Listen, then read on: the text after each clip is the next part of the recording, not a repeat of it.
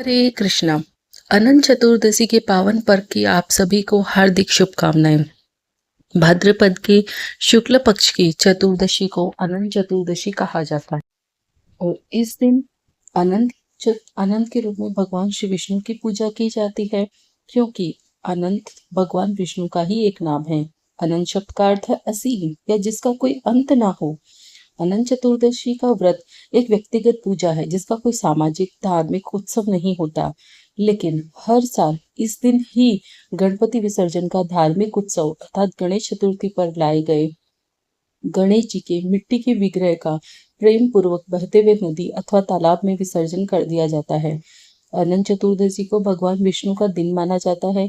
इस दिन भगवान विष्णु को प्रसन्न करने हेतु व्रत किए जाते हैं। इस दिन शुद्ध मन से विष्णु सहस्त्र नाम अथवा स्तोत्रम का पाठ भी करे तो भक्तों की मनवांछित फल प्राप्त होता है और व्रत करने वाले व्यक्ति से प्रसन्न होकर भगवान विष्णु उन्हें सुख संपदा धन धान्य यश कीर्ति लक्ष्मी इत्यादि सभी प्रकार के सुख प्रदान करते हैं। अनंत चतुर्दशी का उल्लेख महाभारत जैसे पवित्र ग्रंथों में किया जा चुका है। जब युधिष्ठिर महाराज ने भगवान श्री कृष्ण से द्रौपदी के वस्त्र हरण के पश्चात वनवास में मिले अत्यधिक कष्टप्रदायक जीवन के निवारण हेतु उपाय पूछा, तब प्रत्युत्तर में भगवान ने कहा कि हे युधिष्ठिर, तुम और तुम्हारा परिवार विधि पूर्वक पावन अनंत चतुर्दशी का व्रत करो। इससे तुम्हारे सारे संकट दूर हो जाएंगे और तुम्हें तुम्हारा राज्य पुनः प्राप्त हो जाएगा। तब युधिष्ठिर महाराज ने अनंत चतुर्दशी का महत्व पूछा तो प्रत्युत्तर में भगवान श्री कृष्ण ने युधिष्ठिर महाराज को एक कथा कह सुनाई कि प्राचीन काल में सुमंत नामक एक नेक तपस्वी ब्राह्मण थे। उनकी पत्नी का नाम दीक्षा था। उनकी एक परम सुंदर धर्मपरायणा कन्या थी जिसका नाम सुशीला था। कुछ वर्षों के पश्चात उनकी पत्नी की मृत्यु हो गई और तत्पश्चात सुमंत जी ने कर्कशा नाम की स्त्री से पुनः विवाह कर लिया।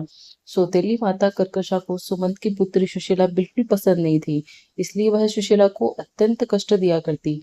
ऐसा ही चलता रहा। फिर कुछ वर्षों पश्चात सुमंत ने अपनी पुत्री का विवाह करण ऋषि से कर दिया, जो धनी और भौतिक सुख सुविधाओं से परिपूर्ण थे। विवाह के पश्चात पुत्री की विदाई के समय दहेज प्रथा के अनुसार माता पिता स्वयं की इच्छा से अपने दामाद को कुछ भेंट स्वरूप देते हैं, जिसमें सुशीला की सौतेली माता कर्कशा ने दामाद को ईंट और पत्थरों के टुकड़े कपड़े में बांधकर दे दिए। ऋषि ने उनके इस व्यवहार से बहुत दुखी हुए, किंतु बिना कुछ कहे वह अपनी पत्नी सुशीला को लेकर अपने आश्रम की ओर चल दिए। परंतु रास्ते में सूरज ढल गया और अंधेरा हो गया। फिर ऋषि वहीं एक नदी के तट पर बैठ संध्या पाठ करने लगे। ठीक उसी तट पर कुछ स्त्रियां खूब सज धज कर किसी देवता की पूजा में लगी थी। यह देखकर सुशीला के पूछे जाने पर उन स्त्रियों ने विधि पूर्वक अनंत चतुर्दशी की महिमा और महत्व सुनाया। यह महिमा सुन सुशीला ने भी वहीं इस व्रत का अनुष्ठान किया तथा व्रत विधि के अनुसार 14 गांठों वाले डोर हाथ में बांधकर वह ऋषि करण के पास आ गई।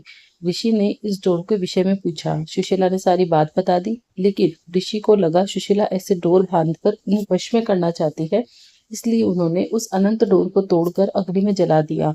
इससे भगवान अनंत का घोर अपमान हुआ, जिसके फलस्वरूप धीरे धीरे ऋषि का सारा धन ऐश्वर्य सब कुछ नष्ट हो गया और वह पूरी तरह से दरिद्र हो गए।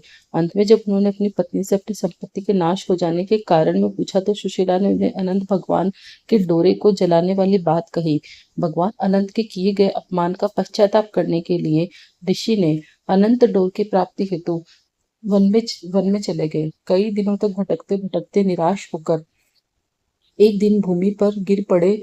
तब अनंत भगवान प्रकट हुए। उन्होंने कहा कि हे ऋषि, हे मुनिवर, तुमने मेरा तिरस्कार किया था, जिसके फलस्वरूप आज तुम्हारी ऐसी स्थिति हुई है। किंतु जब तुमने पश्चाताप किया है, जिससे मैं तुम्हें से अत्यंत प्रसन्न हूँ, अब तुम पुनः अपने आश्रम जाकर विधि पूर्वक अनंत व्रत का पालन करो। 14 वर्ष तुम इस व्रत के पालन से सभी कष्टों से मुक्त हो जाओगे और तुम पुनः सुख समृद्धि धन धान्य से संपन्न हो जाओगे। ऋषि ने वैसा ही किया और उन्हें इन सारे कष्टों से मुक्ति मिल गई। श्री कृष्ण की आज्ञा से महाराज युधिष्ठिर ने भी 14 वर्षों तक अनंत भगवान का विधि पूर्वक व्रत किया, जिसके फलस्वरूप पांडवों को महाभारत युद्ध में विजय प्राप्त हुई तथा वह चिरकाल तक सुखपूर्वक राज करते रहे। इस प्रकार यह व्रत प्रचलन में आया और सभी को इस व्रत की महिमा और महत्व ज्ञात हुआ। इस प्रकार ये कथा संपूर्ण होती है। अनंत चतुर्दशी के दिन हमें भी प्रातःकाल ब्रह्म मुहूर्त में उठकर स्नान आदि करके भगवान की मंगला आरती करनी चाहिए। इसके पश्चात भगवान को सुंदर भोग बनाकर अर्पण करना चाहिए। तुलसी महारानी के समक्ष बैठकर हरे कृष्ण महामंत्र यानी कि हरे कृष्ण कृष्ण कृष्ण हरे हरे, हरे राम राम राम हरे हरे, इसका अधिक से अधिक जप करना चाहिए। भगवान अनंत को प्रसन्न करने हेतु विष्णु सहस्त्र नाम अथवा स्तोत्रम का पाठ करना चाहिए।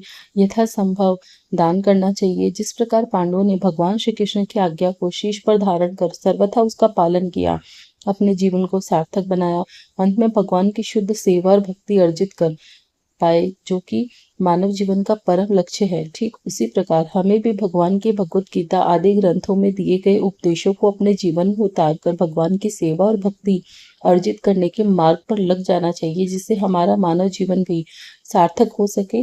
धन्यवाद। हरे कृष्णा। और ऐसे ही भक्तिमय कार्यक्रमों को देखने के लिए हमारे इस चैनल को सब्सक्राइब कर लीजिए तथा नोटिफिकेशन ऑन कर लीजिए, जिससे आपको हमारे आगे आने वाले वीडियोस के अपडेट्स मिलते रहे। हरे कृष्णा।